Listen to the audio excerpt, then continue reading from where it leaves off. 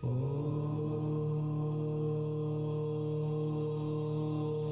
संत जगद्गुरू जनार्दन स्वामी मौनगिरीजी महाराज यांनी संशोधित केलेल्या नित्य नियम विधीचे महत्त्व त्यांच्याच अमृत वाणीतून जसेच्या तसे. संकल्पना व आशीर्वाद ओम जगद्गुरू जनार्दन स्वामी मौनगिरीजी महाराज यांचे उत्तराधिकारी श्री श्री 1008 महामंडलेश्वर स्वामी शांतिगिरीजी महाराज. प्रकाशक श्री संत जगद्गुरू जनार्दन स्वामी मौनगिरीजी महाराज आश्रम वेरूळ. निष्काम कर्मयोगाचे प्रवर्तक श्री संत जगद्गुरू जनार्दन स्वामी मौनगिरीजी महाराज यांनी श्री नागेश्वर महादेव मंदिर अंदरसूल तालुका येवला जिल्हा नाशिक येथे 16 वर्षांची खडतर तपश्चर्या केली. तपश्चर्या कालावधीत त्यांनी ऋग्वेद, यजुर्वेद, सामवेद, अथर्ववेद, गीता, भागवत, शिवपुराण, विष्णुपुराण, गायत्री पुराण, चंद्रकांत, मृतसंजीवनी इत्यादी ग्रंथांचा अभ्यास करून त्यातील अत्यंत गुह्य मंत्र, स्तोत्र व सूक्त संग्रहित करून त्यांची सूत्रबद्ध मांडणी केली. आधी केले मग सांगितले या उक्तीप्रमाणे पूज्य बाबाजींनी आधी स्वतः या मंत्रांच्या सामर्थ्याचा अनुभव घेतला आणि मग जनतेच्या कल्याणासाठी त्यांनी नित्यनियम विधी या ग्रंथाची निर्मिती केली. पूज्य बाबाजी सांगायचे, बाबाने 8 शिवमंदिरे, आश्रम व भक्त परिवार या विधीच्या सामर्थ्यावर तयार केला आहे. आजच्या आधुनिक स्पर्धेच्या युगात मनशांती हरवून बसलेल्या व नास्तिक पशुतुल्य जीवन जगणाऱ्या मनुष्याला आध्यात्मिक उपासनेची अत्यंत गरज आहे. पूजनीय बाबाजींनी आपल्या प्रवचनात वारंवार सांगितलेले विधीचे महत्त्व संकलित करून आपल्या सर्व गुरुबंधूंना मार्गदर्शन व्हावे म्हणून आम्ही ते पूजनीय बाबाजींच्या शब्दात जसे त्या तसे प्रकाशित करीत आहोत. जे जे आपणांसी ठावे ते ते इतरांसी द्यावे, ज्ञानी करून सोडावे सकल जन या संत उक्तीप्रमाणे आपणही या विधीचे नित्यनेमाने पठण केल्यास ही विधी आपणास कामधेनूसारखी त्वरित फलद्रूप होणारी आहे. यामुळे आपणास आध्यात्मिक समाधान, शाश्वत सुख व परमानंद मिळवता येईल. जय बाबाजी. ज्याच्या मुखात ही विधी असेल त्याचं वर्णन होणार नाही. ज्याच्या मुखी विधी जाण तोची खरा पुण्यवान. ज्याच्यापाशी पैसा आहे तोच सोनं घेईल. ज्याच्यापाशी पुण्य आहे तोच या विधीचा महिमा पाहिल. विधीचे एक एक अक्षर ब्रह्मांड मोलाचं आहे. मरणप्राय झालेले लोक या विधीने पटकन सजीव होतात. आणखी कोणता अनुभव पाहिजे तुम्हाला? मारुती पाटील जातेगावला बाबाबरोबर डोंगरावर होते. एकांतात विधी पाठ केली आणि मरताना अंतकाळी कानाखाली विधी ठेवून डोकं ठेवलं आणि प्राण सोडला. तर तो पुढच्या जन्मात इतका विद्वान होईल की कोणाला बोलू देणार नाही. आपल्याला कोणी तारीत नाही, आपला नेम आपल्याला तारतो. नेम सोडू नका. जो माझ्या नेमा पडेल मी त्याच्या कामा. जे पुरातन अमृतमय असणारे गीता, भागवत, वेद, शास्त्र यांच्यातून जसं ताकातून लोणी काढलं आहे त्याचप्रमाणे विधी म्हणजे या सर्व ग्रंथांतून सार काढला आहे. बाबाला मानू नका, या विधीला माना. विधीतच बाबाने तुम्हाला मोकळं केलं आहे. विधी फार गहन आहे, फलद्रूप आहे. या विधीचा अंत लागणार नाही. देवाने तुमच्याकरता काढली आहे. एवढी विधी पाठ करा. नुसती पंडितासारखी पाठ करू नका. यामधील जो अर्थ आहे तो लक्षात घ्या. मंत्र्याला मिळणार नाही एवढी किंमत तुम्हाला मिळेल. ज्याला ही विधी पाठ असेल आणि तो ध्यानाला जर बसला तेथे काळ सुद्धा येऊ शकणार नाही. या विधीचा जरा विचार करा. आलेली संधी दवडू नका. विधी अनेक माणसांचा उद्धार करते. विधीने पाप जाते हे सापडलं आहे, याला दवडू नका. कामधेनू घरासी आली, न पोसवे म्हणून दवडून लावली. विधी मंत्रांची काय प्रशंसा करावी. सकाळी उठून कोणी हे मंत्र घेईल त्याच्या पुण्याचं काय वर्णन करावा. हे बाबाच्या मुखातून आहे, जरा विचार करा. विधी परीस आहे. शुद्ध भावनेने जो विधी म्हणेल त्याचं जन्मभर रक्षण होईल. ज्याने विधीचा त्याग केला तेथे कली येऊन बसलाच समजा. विधी जर नाही तर आळस आहे, द्वेष आहे, निंदा आहे, वैर आहे, मत्सर आहे. हे सर्व वैरी त्याला काम करू देणार नाही. मुंबईला बाबाचं ऑपरेशन केलं तरी त्याच टायमाला पहाटे सकाळी मानसिक विधी केली. तुका म्हणे तुझा न पडावा विसर, दुःखाचे डोंगर झाले तरी. खरंच तुम्हाला तरुण जायचे असेल तर सकाळी उठलंच पाहिजे. ही विधी झालीच पाहिजे. हे तत्व ज्याला सापडलं तोच दैववान, तोच पुण्यवान, धनवान, गुणवान. या विधीमध्ये सर्वस्वी आणून ठेवलं आहे. ज्याची भावना असेल तो पाठ करील. हे फार अवघड आहे. या विधीमध्ये तुम्हाला सगळं देऊन टाकलं आहे, पण तुमच्या बुद्धीला ते झेपत नाही. मान, अभिमान, गर्व, ताठा टाकून सकाळी ही विधी घेतली पाहिजे. आपण जी विधी केली आहे ती रोज म्हणायला केली आहे. तुमच्याकरिता एवढी विधी तयार केली आहे, हे फार गहन काढलं आहे. मला काहीच येत नाही. बाबा जरी गेले तरी बाबांनी तुमच्या रक्षणासाठी 2 गोष्टी ठेवल्या आहेत, विधी आणि विभूती. विधी बाबांनी तयार केली नाही. जरा लक्षात घ्या, ही परमेश्वरी लीला आहे. देवाने तुम्हा भक्तांकरिता तयार केली आहे. काय सांगावं. अरे इतकं या विधीमध्ये कल्याण आहे, तिन्ही लोक तुम्हाला वश होतील. नाही काही केलं तर एवढी विधी तरी वाचा. तुमच्याकडून जेवढे अपराध होतील तेवढ्या अपराधाचे मंत्र या विधीमध्ये ठेवले आहे. तुमच्या केसाला सुद्धा धक्का लागणार नाही. शरीराला जेवढे व्याप आहे ते काढण्याचे मंत्र या विधीमध्ये आहे. ही विधी इतकी सुंदर आहे. वेद, शास्त्र, पुराण यांनी निर्णय काढला आहे. हे काही बाबांनी थोतांड नाही काढले. वेद शिकले, शास्त्र शिकले, पुराण शिकले, पण विधी जर पाठ नाही आणि भावनेने सकाळी देवाजवळ गेले नाही तर तुमची दुर्बुद्धी जाणार नाही. विधीवर बाबाचं प्रेम आहे. जो माझ्या नेमा पडेल मी त्याच्या कामा, असा ज्याच्यापाशी नियम आहे त्यालाच मी तारील. ही विधी सगळी मंत्रमय आहे. विधीमध्ये जो नाही तो मंत्र आणून ठेवला आहे बाबाने. तुम्हाला विधी पाठ करायला लावतो. गुप्त रीतीने यामध्ये अमृत ठेवलं आहे. विधीमधील मंत्र एवढे गहन आहे, बाबाने तर खुलं करून ठेवलं आहे. कोणाला आपलं कल्याण करायचं असेल तर त्याने पहाटे उठून विधीचा प्रोग्राम करा. या विधीचा अंत लागत नाही. यातले मंत्र तुम्हाला कामं आले नाही तर मला म्हणा. हे मंत्र तुम्हाला ताबडतोब कामं येतील. तुम्ही जर सकाळी निवांत श्रद्धेने, भावनेने जर ही विधी घेतली तर देव तुमचे सगळे कामं करील. विधीत जे आहे ते कशात नाही, जरा विचार करा. सकाळी उठून आपली विधी जर म्हटली तर किती पुण्य आहे. संजीवनीचे मंत्र जपणे म्हणजे काय सांगावं. आणि आसनावर बसून ध्यान केलं तर कोणतंही पाप राहू शकत नाही. जातेगावला डोंगरावर काय प्रण दिला होता. जो विधी पाठ करील त्याच्या पंक्तीला मी 2 साबुदाण्याचे घास नाहीतर बटाट्याच्या फोडी खाईल. सगळ्यांनी विधी पाठ केली का तर बाबाच्या कुटियात जेवायचे. म्हाताऱ्या माणसांनी सुद्धा विधी पाठ केली. विधीमध्ये सुरुवातीला परमपूज्य बाबाजींनी मृत्युंजय मंत्र हा ऋग्वेदातून घेतला आहे. ओम मृत्युंजयाय रुद्राय नीलकंठाय शंभवे अमृतेशाय शर्वाय महादेवाय ते नमः. जो मृत्युंजयाचा जप करील त्याच्या ठिकाणी पाप राहणार नाही. यानंतर पूजनीय बाबाजींनी चंद्रकांत या ग्रंथातून भगवान नारायणाची 8 नावं घेतली आहेत.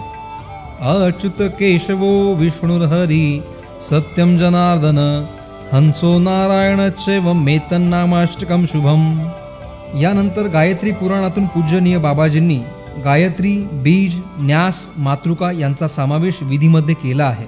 या विधीमध्ये प्रथम गायत्री मंत्र घेतले आहे. गायत्री मंत्र जपल्याशिवाय इतर मंत्रांना अधिकार नाही. कारण शरीरच जर शुद्ध होत नाही तर मंत्र कसा जपता तुम्ही.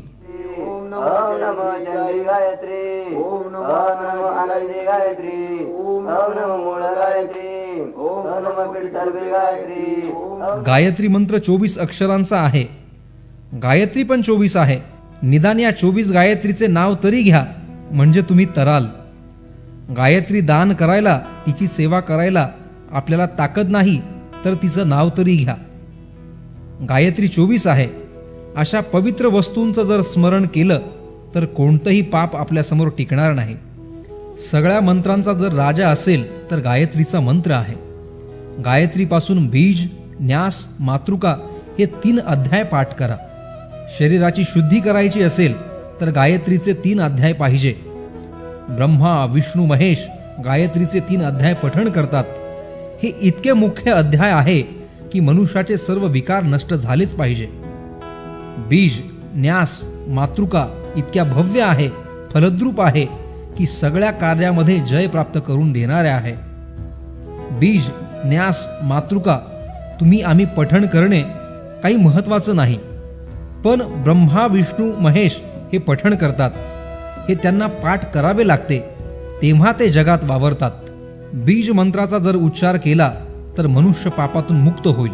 वास्तुशांती करायचे वेळी मातृकांचा जप करतात, त्यामुळे घर पवित्र होते. बीजाचं काय वर्णन करावं? ज्याच्यापाशी बीज आहे तो शुद्ध आहे. बीज कोणत्याही मंत्राला लावता येते, मंत्राचा महामंत्र होतो. आपल्या इंद्रियांचे ठिकाणी देवतांचे अधिष्ठान आहे. न्यास केल्यावर तेथील देवता जागृत होतील, तुम्हाला वाटेल ते देतील. गीतेत देवाने सांगितले आहे की काम्य कर्माचा नाश करायचा असेल तर न्यासच करावे लागतील. भगवान श्रीकृष्णाच्या महानिर्वाणाचे वर्णन शुक मुनींनी 14 श्लोकांमध्ये श्रीमद भागवत या ग्रंथात केले आहे. हे 14 श्लोक बाबाजींना फार आवडायचे. त्याचं महत्त्व सांगताना श्री बाबाजी म्हणतात, बाबाची प्रेमाची गोष्ट कोणती? भगवान श्रीकृष्णाच्या महानिर्वाणाचे 14 श्लोक. हे 14 श्लोक विधीमध्ये का घेतले आहे तर बाबाला यांची खूप आवड आहे. जेवढ्या विद्या असतील तेवढ्या या 14 श्लोकातून निर्माण झाल्या आहे. 14 भुवनात जेवढे लोक असतील त्यांचं जीवन म्हणजे पाणी हे 14 श्लोक आहे. हे 14 श्लोक जाण, 14 वेद वाचल्याचे होय पुण्य. वेद 4 नाही, हे तात्पुरते काढले आहे. डोंगरचे डोंगर वेद आहेत. 14 श्लोक पठण करणाऱ्याला इंद्रपद काय, पण 14 इंद्रांचा तो इंद्र होईल. पण पठण कसं झालं पाहिजे? अर्थाने, अर्थ समजला पाहिजे. पठणाने, पाठ झालं पाहिजे. श्रवणाने, ऐकलं पाहिजे. हे 14 श्लोक अर्थाने, श्रवणाने जो त्रिकाल पठण करील, श्रीकृष्ण पदवी स्वयं त्याच्या पायी लागेल. त्याच्यावर पूर्ण श्रद्धा ठेवा. बाबाने हा सारा खेळ याच्यातून काढला आहे. या 14 श्लोकाचा अर्थ श्रवण पठन होईल तर त्याच्या कल्याणाला पार नाही. लक्षात घ्या बाबांनो, अशा वस्तू वारंवार भेटणार नाही. हे जुनं सोनं तुमच्या समोर टाकलं आहे. बाबापाशी काही नाही. हे 14 श्लोक जमिनीची सेवा, गीता, भागवत, गायी, विद्यार्थी सेवा आणि या सर्वांमध्ये देव मानला आहे. या 14 श्लोकांनंतर पूजनीय बाबाजींनी सामवेदातून महानारायण देवाची स्तुतिविधीमध्ये समाविष्ट केली आहे. त्याचं महत्त्व सांगताना बाबाजी म्हणतात, कर्म, उपासना आणि ज्ञान या 3 वस्तू ज्याच्याजवळ आहे तो ईश्वराचा अंश आहे. शेती, यज्ञ, होम, हवन हे कर्म केले पाहिजे. शंकराचे नाव घेणे, पूजा करणे याला उपासना म्हणतात. दुसऱ्याला तारलं पाहिजे याला ज्ञान म्हणतात. विधी पठण करताना शब्दांचे उच्चार चुकले किंवा साधकाचे मन आपल्या इष्ट देवापासून दुसरीकडे गेले तर त्या दोषाचे निवारण व्हावे यासाठी पूजनीय बाबाजींनी सामवेदातून विनियोग सिद्धांत विधीमध्ये समाविष्ट केला आहे. त्याचं महत्त्व सांगताना ते म्हणतात, सामवेदात विनियोग आहे. विनियोग म्हणजे असे उंच दर्जाचे शब्द ज्याचा उच्चार केला असता कोणतंही अरिष्ट येऊ शकत नाही. त्यानंतर एकनाथी भागवतातून महान ऋषी तसेच नवनारायण आणि नारायणाच्या पूजेची 10 ठिकाणे यांचा समावेश विधीमध्ये केला आहे. त्याचं महत्त्व सांगताना बाबाजी म्हणतात, ऋषीला जे महत्त्व आहे ते या जगात कोणाला नाही. ऋषी कोणाला म्हटलं पाहिजे? विश्वामित्र असित कण्व, दुर्वासा, भृगरंगिरा, कश्यप, वामदेव, अत्री, वसिष्ठो, नारदादया. ऋषी करतात तरी काय? जप, तप, अनुष्ठान करती ऋषी मुनिजन. कबीर हरी अंतरिक्ष प्रबुद्ध पिपलायन, अवीर होत्रोद्मिल चमस कर भाजन. हे दत्तात्रेयाचे 9 शिष्य आहेत. हे 9 नारायण आहेत. पुढे तेच नवनाथ झाले. त्यानंतर पूजनीय बाबाजींनी चक्षु उपनिषदातून भगवान सूर्यनारायणाच्या स्तुतीचा विधीमध्ये समावेश केला आहे. या स्तुतीमुळे मनुष्याला नेत्रविकार व स्पर्शदोष होत नाही. त्याचं महत्त्व सांगताना बाबाजी असं म्हणतात, भगवान श्रीकृष्ण म्हणतात, अर्जुना, तू ज्या वाईट माणसाला स्पर्श करशील त्याचे वाईट गुण तुझ्यात येतील. अर्जुन म्हणतो, देवा, हे सगळे सैन्य हिंसक आहे. मला प्रत्येकाला स्पर्श करावा लागतो. देवापाशी युक्ती आहे काही नाही, तू सूर्यनारायणाला नमस्कार कर. ओम चक्षु इंद्रियों के प्रकाशक भगवान श्री सूर्यनारायण को नमस्कार है.